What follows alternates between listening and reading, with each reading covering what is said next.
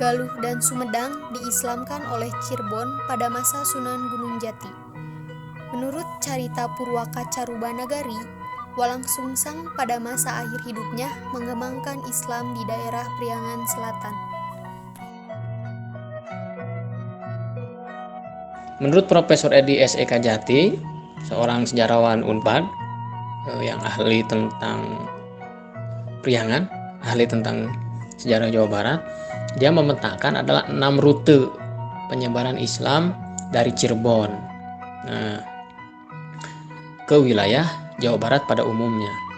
Kalau dari Cirebon nanti masuk ke wilayah Priangan Timur, sementara nanti ada lagi dari Banten yang masuk ke wilayah Priangan Barat.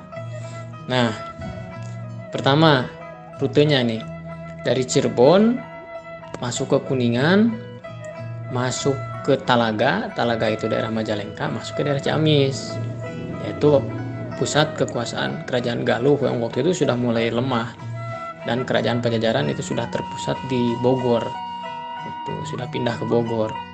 Kemudian rute yang kedua dari Cirebon ke Kadipaten, ke Majalengka, ke Dharma Raja, kemudian masuk Garut. Nah ini masuk Garut.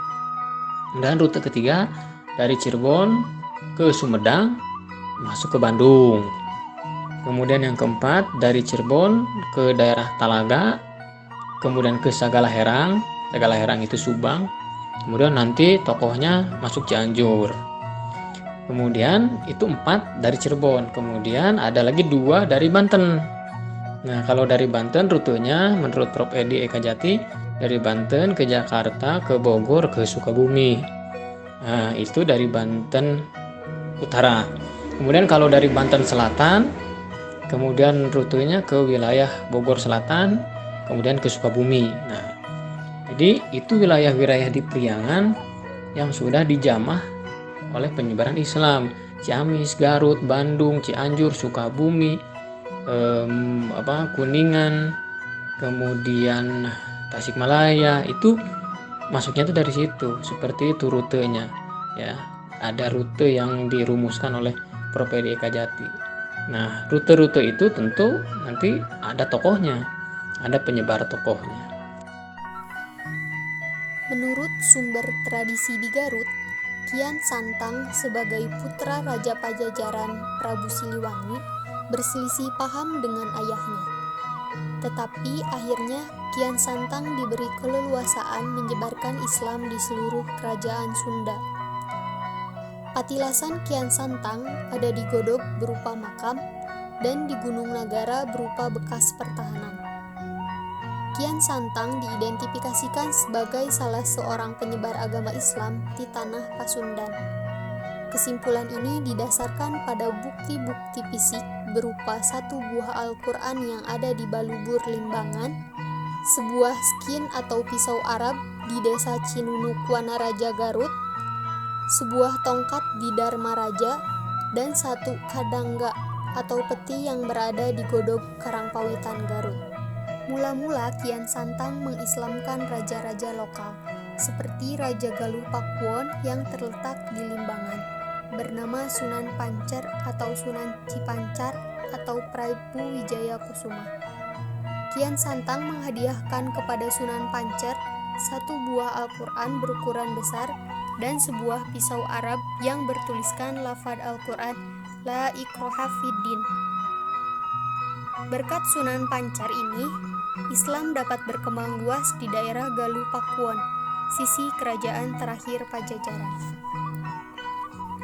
Para petinggi dan raja-raja lokal lainnya yang secara langsung diislamkan oleh Kian Santang, diantaranya ialah Santowan Sucimareja, sahabat Kian Santang yang makamnya terletak dekat makam Kian Santang, Sunan Sirapuji, seorang raja Panembong Bayongbong, dan Sunan Batuwangi yang sekarang terletak di Kecamatan Singajaya.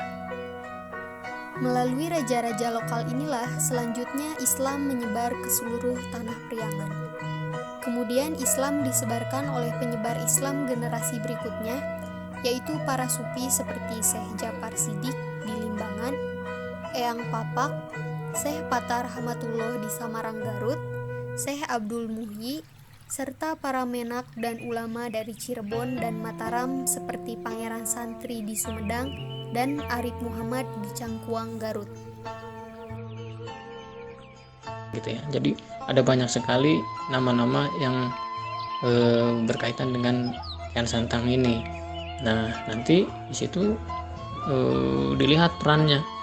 Nah, yang pertama perannya dia menjadi raja di wilayah Majalengka. Di wilayah Majalengka, raja bawahan dari Gunung Jati, raja bawahannya Cirebon. Nanti dari situ dia mulai menyebarkan Islam ke wilayah Priangan itu, ke wilayah selatan. Nah, sampai akhirnya nanti konon katanya dia meninggal di wilayah Garut, di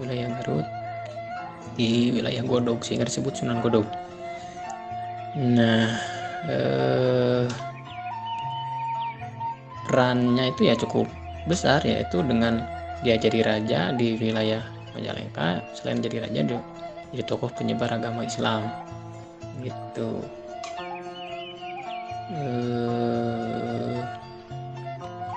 Dan sering kita dengar bahwa Kian Santang itu juga sering diceritakan dalam tradisi lisan bahwa dia berselisih dengan bapaknya, dengan Prabu Siliwangi atau Sri Baduga Maharaja. Nah, Kian Santang ini lalu memilih untuk menjadi bagian dari kerajaan ponakannya itu daripada memilih dari jadi bawahan bapaknya gitu. Nanti akhirnya dia menyebarkan Islam ke wilayah Garut Selatan. Nah, selain itu di Garut juga ada tokoh lain yang bisa kita lihat peninggalannya di wilayah Cangkuang. Nah, itu namanya Raden Arif Muhammad. Itu juga tokoh lain yang menyebarkan Islam di wilayah Garut.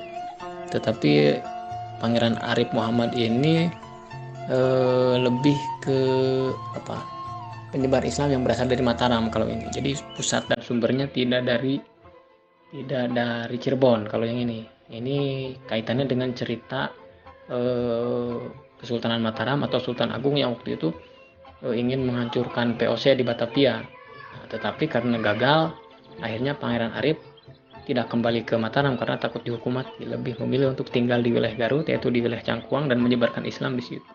Nah, ini ada tokoh yang lain.